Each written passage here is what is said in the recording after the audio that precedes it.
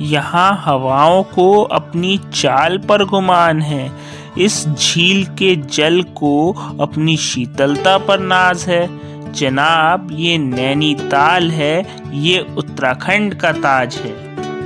दोस्तों, मैं आपको इस वीडियो में नैनीताल जाने के मार्ग, वहाँ पर रुकने, ठहरने और घूमने फिरने के सभी स्थानों और वहाँ होने वाले खर्चों के बारे में पूरी जानकारी देने वाला हूँ, इसलिए आप मेरे साथ आखिर तक बने रहिएगा। साथियों, नैनीताल पहुँचने के लिए आपके पास 4 रास्ते हैं। नैनीताल के सबसे करीब 4 स्टेशन हैं।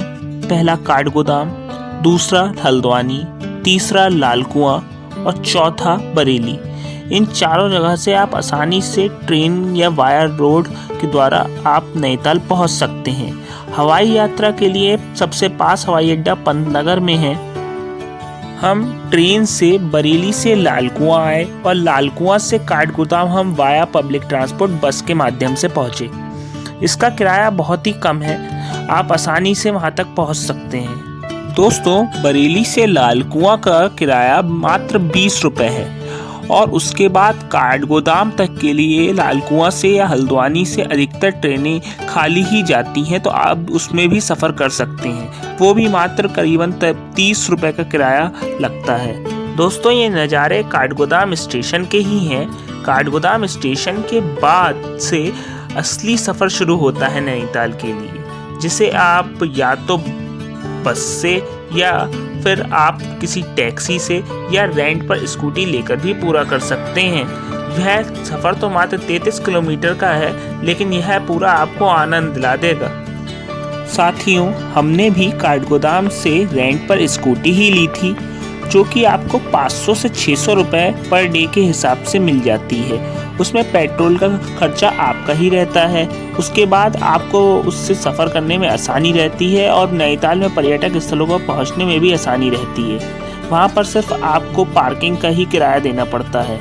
लेकिन मेरी आपको राय यही रहेगी कि आप पब्लिक ट्रांसपोर्ट के माध्यम से सुरक्षित सफ़र करें, क्योंकि रात के समय वहाँ बहुत ही तीव्र मोड़ और ढाल वाले मोड़ पड़ते हैं, जिसमें रात में गाड़ी चलाने में बहुत दिक्कत आती है। लीजिए, हम तो आ गए नैनीताल।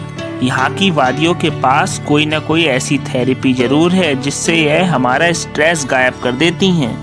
यहाँ सबसे पहले आपको माँ नैना देवी का मंदिर दिखेगा, जो कि 51 शक्तिपीठों में से एक है। यहाँ माता सती के नयन गिरे थे, जिस कारण ऊपर से देखने पर यह झील नयन के आकार की दिखती है। नैनीताल की सबसे अच्छी खासियत तो यह है कि यहाँ आपको मंदिर, मस्जिद, गुरुद्वारा और चर्च सब साथ में मिलते हैं। यह है नैनीताल का कैपिटल सिनेमा और यहाँ तो पुष्पा 2 लगी है।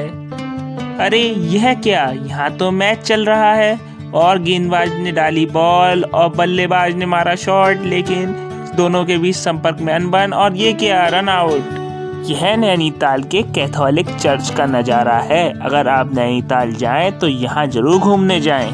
यह वे जगहें थीं जो आपको लेक के पास मिल जाएंगी। आप लेक में बोटिंग भी कर सकते हैं। आइए, अब मैं आपको ले चलता हूँ इको केव गार्डन। यहाँ पर प्रति व्यक्ति मात्र 100 रुपये का टिकट है, जिसमें आपको 4 से 5 गुफाएं और कुछ प्राकृतिक नज़ारे भी देखने को मिलते हैं। अरे भैया, संभल कर, कहीं पैर ना फिसल जाए। मज़ा आ रहा है ना दोस्तों?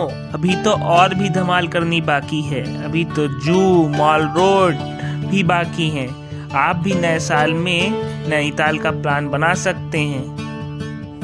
इन बाजारों में आपको सभी सामान मिल जाएगा, खाने पीने से लेकर पहाड़ी संस्कृति की सभी वस्तुएं भी आपको यहाँ मिलेंगी। लेकिन महंगाई का आलम यह है कि बहुत सारी वस्तुएं बहुत अधिक महंगी हैं।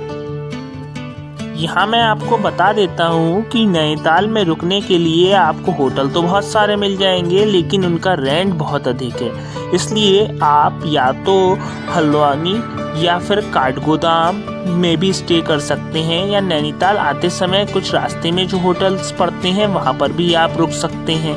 उनका रेंट आपको कुछ कम पड़ेगा। हल्द्वानी और काठगोदाम में रुकने पर आप और भी जगहों पर को एक्सप्लोर कर सकते हैं, जिनमें रामनगर और अल्मोड़ा, पिथौरागढ़, रानीखेत आदि हैं। अब हम आ गए हैं नैनीताल जू। यहाँ पर आपको बाघ, वर्जिश करते हुए भालू और सरपट दौड़ते हुए लाल पांडा देखने को मिलते हैं। बाद जब हम 12 पत्थर और लव पॉइंट और सुसाइड पॉइंट के लिए जाएंगे तो हमें रास्ते में हाई कोर्ट, राजभवन भी मिलेगा। साथियों, मैं आपको बता दूं कि अगर आप नैनीताल ट्रिप का प्लान बना रहे हैं तो 2 से 3 दिन का समय अवश्य लेकर चलें, जिससे आप नैनीताल के सारे टूरिस्ट प्लेसों को एक्सप्लोर कर सकें। दोस्तों, पहचाना इस जगह को? आर्यभट्ट प्रेक्षण विज्ञान और शोध संस्थान। यहीं सभी धूमकेतुओं, अंतरिक्ष और सितारों के बारे में गणना की जाती है और उन्हें दूरबीन के माध्यम से वैज्ञानिक देखते हैं। लव पॉइंट या सुसाइड पॉइंट 2 अलग अलग जगह नहीं है, वह एक ही है और वह जगहें हैं जहां से आप अच्छे नज़ारे देख सकते हैं, आपको व्यूज मिलते हैं। वहां पर आप हॉर्स राइडिंग भी कर सकते हैं। दोस्तों, यहाँ पर हॉर्स राइडिंग का 650 रुपये प्रति व्यक्ति के हिसाब से टिकट लगता है। आप रोपवे में भी जा सकते हैं, जिससे आप सारे नैनीताल का ऊपर से विजिट कर सकते हैं। तो जैसा कि मैंने आपसे वादा किया था कि मैं नैनीताल ट्रिप में होने वाले खर्चों के बारे में आपको बताऊंगा, तो मैं आपको बता दूं कि अगर आप फैमिली के साथ ट्रिप बनाते हैं तो यहाँ आपका कम से कम 10 से 11 हज़ार रुपये का खर्चा आ सकता है। चलिए, आज के वीडियो में बस इतना ही। अब मिलेंगे आपसे अगले टूर व्लॉग में। अगर आपको यह वीडियो पसंद आया हो तो वीडियो को लाइक और चैनल को जरूर सब्सक्राइब कीजिएगा।